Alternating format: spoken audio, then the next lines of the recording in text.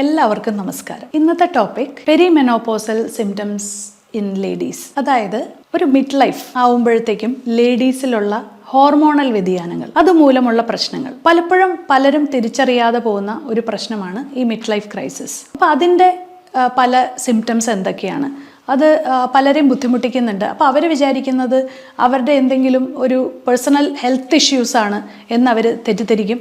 അപ്പോൾ ഈ ഒരു കാര്യങ്ങളൊക്കെ അറിഞ്ഞിരുന്നാൽ നമുക്ക് ഇതിനെ ഒരു പരിധിവരെ നമുക്ക് തടയാം.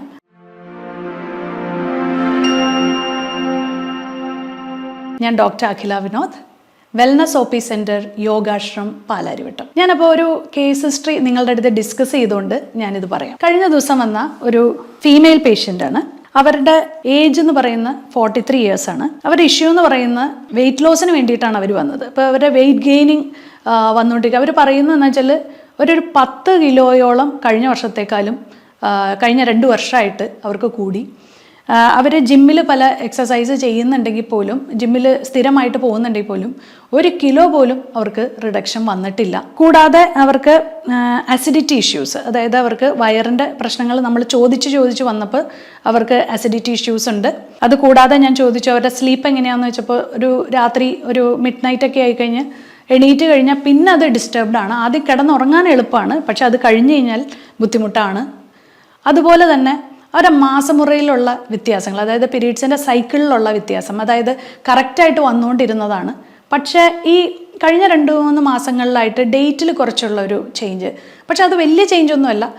ചില മാസങ്ങളിൽ അത് 31 ദിവസം, ചില മാസം അതൊരു 26-28 ദിവസം, അങ്ങനെയുള്ള ചെറിയ ചേഞ്ചസ്.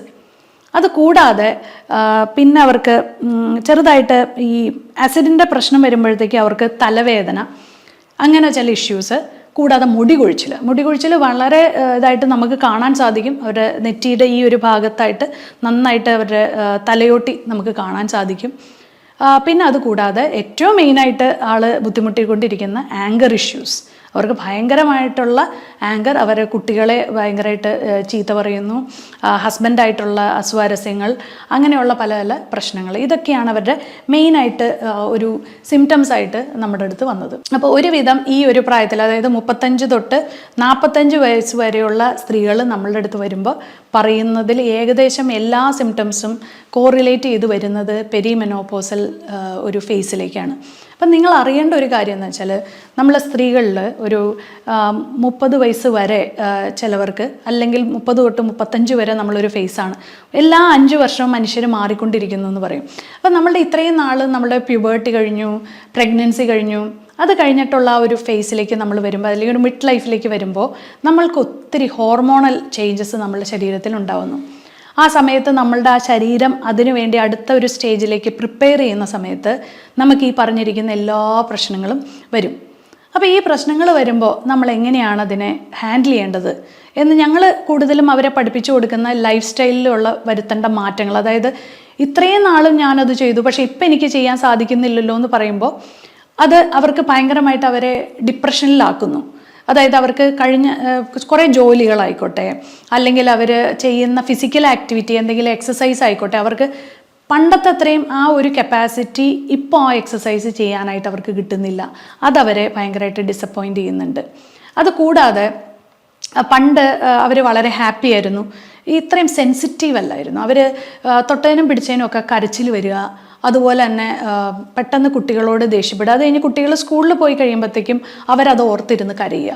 അപ്പോൾ അവരുടെ ആങ്കർ ഇഷ്യൂസ് അവർക്കത് കൺട്രോൾ ചെയ്യാൻ പറ്റുന്നില്ല. പക്ഷേ അവർക്ക് അത്രയും ഒരു ആങ്സൈറ്റിയോ ടെൻഷനോ ഉണ്ടോയെന്ന് വെച്ചാൽ ട്രീറ്റ് ചെയ്യേണ്ടതായിട്ടുള്ള ഒരു പ്രശ്നങ്ങളില്ല താനും. പിന്നെ വയറിൻ്റെ പ്രശ്നങ്ങൾ, ചിലവർക്കത് കോൺസ്റ്റിപ്പേഷനായിട്ട് കാണാറുണ്ട്, ചിലവർക്കത് ആസിഡ് റിഫ്ലക്സ് ആയിട്ട്, അതായത് മുകളിലേക്ക് തേട്ടി വരുന്ന രീതിയിലും വരാറുണ്ട്. വൈറ്റമിൻ D നമ്മൾ ഇവരോട് ചെക്ക് ചെയ്യാൻ പറയുമ്പോൾ വളരെ ഡെഫിഷ്യൻ്റ് ആവാറുണ്ട്. അപ്പോൾ നമ്മൾ ശ്രദ്ധിക്കേണ്ട, ആദ്യം നമ്മൾ ഇവരോട് പറഞ്ഞ് കൊടുക്കുന്ന കുറച്ച് ടെസ്റ്റുകൾ എന്ന് പറയുന്ന ഹോർമോണൽ എസ്സേ. അതായത് നിങ്ങൾ ചെക്ക് ചെയ്യേണ്ട നിങ്ങളുടെ പ്രൊജസ്ട്രോണും ഈസ്ട്രജനും പ്രൊലാക്റ്റിനും, ഈ ഹോർമോൺസ് നമ്മൾ അവർക്ക് വേണ്ട അവരുടെ കേസ് ഹിസ്റ്ററി എടുത്തതിന് ശേഷം നമ്മൾ അവരോട് ഇന്ന ഹോർമോൺസ്, അപ്പോൾ നിങ്ങൾക്കും ഹോർമോണൽ എസ്സേ എന്ന് പറഞ്ഞു കഴിഞ്ഞാൽ നിങ്ങൾക്കും അത് ചെക്ക് ചെയ്യാവുന്നതാണ്. രണ്ടാമതായിട്ട് നമ്മൾ പറയുന്നത് തൈറോയിഡിൻ്റെ എന്തെങ്കിലും വ്യതിയാനങ്ങളുണ്ടോ, തൈറോയിഡിൻ്റെ ആൻറ്റി TPO ആൻറ്റി TG എന്ന് പറയുന്ന ആൻറ്റിബോഡീസും കൂടി നമ്മൾ ഇതിൻ്റെ കൂടെ ചെക്ക് ചെയ്തിട്ട് തൈറോയിഡ് ഗ്രന്ഥി പൂർണ്ണമായിട്ടും ഓക്കെ ആണോ എന്ന് കൂടി നമ്മൾ ചെക്ക് ചെയ്യിപ്പിക്കും. പിന്നെ ഒരു ഇത് പറയുന്നത് വൈറ്റമിൻ D വൈറ്റമിൻ നമ്മളൊന്ന് ചെക്ക് ചെയ്യിപ്പിക്കും. അപ്പോൾ അവർ പറയും ഞാൻ നേരത്തെ ചെക്ക് ചെയ്തിരുന്നു, അപ്പോൾ അതൊരു 25 ഒക്കെ ഉണ്ട്, കുഴപ്പമൊന്നുമില്ല എന്ന് അവരങ്ങ് സ്വയം വിശ്വസിക്കുകയാണ്. പക്ഷേ 25 പോരാ. നമ്മൾക്ക് ഈ ഒരു ഫേസിൽ നമുക്കൊന്ന് ഡിഫെൻഡ് ചെയ്ത് മുമ്പോട്ട് പോകണമെങ്കിൽ 70 എങ്കിലും നിങ്ങളിത് എത്തിക്കണം. ഒരു 70-75 ആയിക്കഴിഞ്ഞാൽ നിങ്ങൾ പൂർണ്ണമായിട്ടും മാനസികമായിട്ടും ഇമ്മ്യൂണിറ്റി വൈസും നിങ്ങൾക്ക് ഇമ്പ്രൂവ് ചെയ്യാനായിട്ട് സാധിക്കും. പിന്നെ പറയുന്ന ഒരു ഘടകം എന്ന് പറയുന്ന ഫെറിറ്റിനാണ്. ഫെറിറ്റിൻ പല ലേഡീസിലും ഈ പറഞ്ഞ മാസമുറയിലുള്ള ബ്ലീഡിങ് ചിലവർക്ക് അധികമായിരിക്കും, ചിലവർക്ക് അത് വളരെ കുറവായിരിക്കും. ഈ കുറവ് വരുമ്പോൾ നിങ്ങളത് തീർച്ചയായിട്ടും ഫെറിറ്റിൻ വേഗം പോയി ചെക്ക് ചെയ്യുക, ഹീമോഗ്ലോബിനും ചെക്ക് ചെയ്യുക. ഇത് കാണുമ്പോൾ നിങ്ങളുടെ ആ സ്റ്റോർഡ് അയൺ, അതായത് സ്റ്റോർ ചെയ്തിരിക്കുന്ന അയൺ വിത്ത് ഓക്സിജൻ മോളിക്യൂൾ വളരെ കുറവ്. അപ്പോൾ ഈ പറഞ്ഞ ഒരു സിംറ്റംസ് പറയാൻ വിട്ടുപോയി. അതായത് ഇവർ നടന്നു കഴിയുമ്പോൾ ഇവർക്ക് കിതപ്പ് വരിക. ഈ കിതപ്പ് വരുമ്പോൾ അത് മനസ്സിലാക്കണം, ഓക്സിജൻ്റെ ആ ഒരു എമൗണ്ട് കുറഞ്ഞിട്ടാണ്. അപ്പോൾ നിങ്ങൾ ഫെറിറ്റിൻ തീർച്ചയായിട്ടും ചെക്ക് ചെയ്യും. അപ്പോൾ നമുക്ക് കാണാൻ പറ്റും അത് 10 താഴെയായിരിക്കും. ഓക്കെ, അപ്പോൾ അത് വളരെ ഇമ്പോർട്ടൻ്റ് ആണ്. പിന്നെ നിങ്ങൾ ചെക്ക് ചെയ്യണമെന്ന് വെച്ചാൽ ഇൻഫ്ലമേഷൻ, അതായത് മിക്ക ലേഡീസിലും ഇതും വളരെ ഇമ്പോർട്ടൻ്റ് ആണ്. എനിക്ക് കുറേ സിംറ്റംസ് ഉണ്ട് പറയാനായിട്ട്, പക്ഷേ എല്ലാം ഇങ്ങനെ നിരത്തി വരുവാണെങ്കിൽ ഒരു 10, 15, 20 സിംറ്റംസോളം എല്ലാ ലേഡീസും കംപ്ലയിൻറ്റ് ചെയ്തത് വെച്ച് നമുക്ക് വേണമെങ്കിൽ പറയാൻ പറ്റും. അതിനകത്ത് ഏറ്റവും ഇമ്പോർട്ടൻ്റ് ആയിട്ട് ഇപ്പോൾ കുറച്ച് ഈ ഒരു അടുത്തിടെ വന്ന എല്ലാ ലേഡീസും പറയുന്നതാണ് നീർക്കെട്ട്, ഇൻഫ്ലമേഷൻ, ജോയിൻറ്റ് പെയിൻ. ഇതെല്ലാം ഒരു കാറ്റഗറിയിൽ പെടുത്താം നമുക്ക്. ഈ ഇൻഫ്ലമേഷൻ എന്ന് പറയുമ്പോൾ അവർക്ക് പറയുകയാണ് പുറത്തിൻ്റെ വേദന. ഇവിടെ ഈ ബാക്കിലായിട്ട് അവർ ചൂണ്ടിക്കാണിക്കുക ഒരു പർട്ടിക്കുലർ പോയിന്റിൽ നല്ലപോലെ വീർത്ത് നീർക്കെട്ട് ഇങ്ങനെ കിടക്കുന്നത് നമുക്ക് കാണാൻ സാധിക്കും. അപ്പോൾ ഈ ഇൻഫ്ലമേഷൻ, അപ്പം നമ്മൾ എന്ത് ചെയ്യുക വെച്ചിട്ടുണ്ടെങ്കിൽ ഇവരുടെ വൈറ്റമിൻ എയും പിന്നെ അതുപോലെ തന്നെ കാലിൻ്റെ മസിൽ വേദന, അതുപോലെ തന്നെ രാവിലെ എണീക്കാൻ വയ്യായിക, ഇത് വരുമ്പോൾ നമ്മൾ ഇവരുടെ മഗ്നീഷ്യം ലെവലും ഒക്കെ നമ്മൾ ചെക്ക് ചെയ്യിപ്പിക്കും. പല വൈറ്റമിൻസിൻ്റെയും ഡെഫിഷ്യൻസി നമ്മൾ മാറ്റിയെടുത്ത് നല്ലപോലെ സപ്ലിമെൻറ്റ്സും അതുപോലെ തന്നെ ലൈഫ് സ്റ്റൈല് നമ്മളൊന്ന് മാറ്റിപ്പിടിക്കും. അതായത് ഇന്നലെ വരെ ചെയ്തിരുന്ന പല കാര്യങ്ങളും ഇന്ന് മാറ്റേണ്ടിയിരിക്കുന്നു, അത് നമ്മൾ മാറ്റി കൊടുക്കും. കൂടാതെ നല്ലൊരു ഡയറ്റ് നിങ്ങൾ ഫോളോ ചെയ്യണം. അതായത് നിങ്ങളുടെ ആഹാരത്തിൽ ആസിഡ് റിഫ്ലക്സ് ഉള്ളവരാണെങ്കിൽ തീർച്ചയായിട്ടും നിങ്ങളുടെ ആഹാരത്തിൽ പ്രോബയോട്ടിക് കൂടുതൽ ഉൾപ്പെടുത്താനായിട്ട് ശ്രമിക്കുക. പ്രോബയോട്ടിക് സപ്ലിമെൻ്റ് ആയിട്ട് എടുക്കാം, അല്ലെങ്കിൽ തൈരിലൂടെ, അതായത് തൈരിൽ ലാക്ടോബാസിലസ് ബാക്ടീരിയ ഉണ്ട്. ഇതൊരു പ്രോബയോട്ടിക് ആയിട്ട് നിങ്ങൾക്ക് സ്ഥിരമായിട്ട് നിങ്ങൾ ഇത് രാവിലെ കഴിക്കുക. രാവിലെ ശരിക്കും പറഞ്ഞാൽ ഒരു പഴങ്കഞ്ഞി കുടിച്ച് നിങ്ങളുടെ വയറൊന്ന് സെറ്റാക്കുക. അത് എല്ലാ ദിവസവും കുടിക്കണം എന്നല്ല ഞാൻ പറയുന്നത്. ഒരാഴ്ചയെങ്കിലും നിങ്ങൾ രാവിലെ പഴങ്കഞ്ഞി കുടിക്കുകയാണെങ്കിൽ നിങ്ങളുടെ ശരീരമൊക്കെ ഒന്ന് തണുക്കാനും ഒക്കെ നല്ലതാണ്. അപ്പോൾ ഇങ്ങനെയുള്ള ഒരു കുറച്ച് കാര്യങ്ങൾ നമ്മൾ ലൈഫ് സ്റ്റൈലിൻ്റെ കുറച്ച് വ്യത്യാസങ്ങൾ മാറ്റി കൊടുത്ത്, അതായത് ഉറക്കത്തിൻ്റെ സമയം അവരോട് മാറ്റാൻ പറയുന്നു, ഡയറ്റിലുള്ള കുറച്ച് വ്യത്യാസങ്ങൾ പറയുന്നു. അതിനുശേഷം നമ്മൾ യോഗയാണ് അവരോട് ഇത് ചെയ്യണം. അതായത് നിങ്ങൾ ഏതെങ്കിലും ഒരു ഫിസിക്കൽ ആക്ടിവിറ്റി, ഇപ്പം നിങ്ങൾക്ക് യോഗ ഇഷ്ടമല്ലാത്ത ഒരാളാണെങ്കിൽ നിങ്ങൾക്ക് സ്വിമ്മിങ്ങിനോ അല്ലെങ്കിൽ വേറെ എന്തെങ്കിലും കുറച്ച് വേർക്കുന്ന ഒരു എക്സസൈസ് ചെയ്യാനോ അല്ലെങ്കിൽ നിങ്ങൾ ജിമ്മിൽ പോവുകയോ അങ്ങനെ നിങ്ങളൊരു കറക്റ്റായിട്ടൊരു ഇത് ചെയ്യുക. പക്ഷേ ഈ പോകുന്നതിനൊക്കെ മുമ്പായിട്ട് ഞാൻ നേരത്തെ ആദ്യം പറഞ്ഞ ഈ കുറച്ച് ടെസ്റ്റുകൾ ചെയ്തിട്ട് നിങ്ങൾക്ക് മനസ്സിലാക്കുക അതിൻ്റെ മൂലകാരണം എവിടെയാണ് കിടക്കുന്നത്. അതിനെ റെക്ടിഫൈ ചെയ്തിട്ട് ഈ ഒരു കാര്യങ്ങൾ ചെയ്താലാണ് കാര്യമുള്ളൂ. അപ്പോൾ ഇങ്ങനെയുള്ള കുറച്ച് കാര്യങ്ങൾ നിങ്ങൾ എക്സസൈസിലൂടെയും ഇത് ചെയ്യുക. അതുകൂടാതെ നിങ്ങൾ ഫാസ്റ്റിംഗ് എടുക്കുക.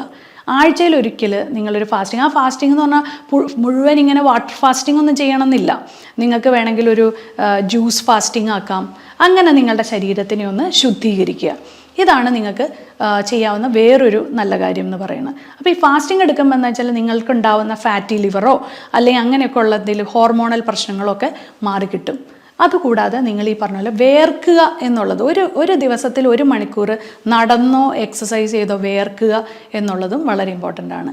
മാനസികമായിട്ടുള്ള ആരോഗ്യം വളരെ ഇമ്പോർട്ടൻ്റ് ആണ്. അതിന് വേണ്ടിയിട്ട് ബ്രീത്തിങ് എക്സസൈസോ 1 മണിക്കൂറെങ്കിലും നിങ്ങൾ മെഡിറ്റേഷനും ബ്രീത്തിങ് എക്സസൈസിനും വേണ്ടിയിട്ട് മാറ്റിവെക്കുക.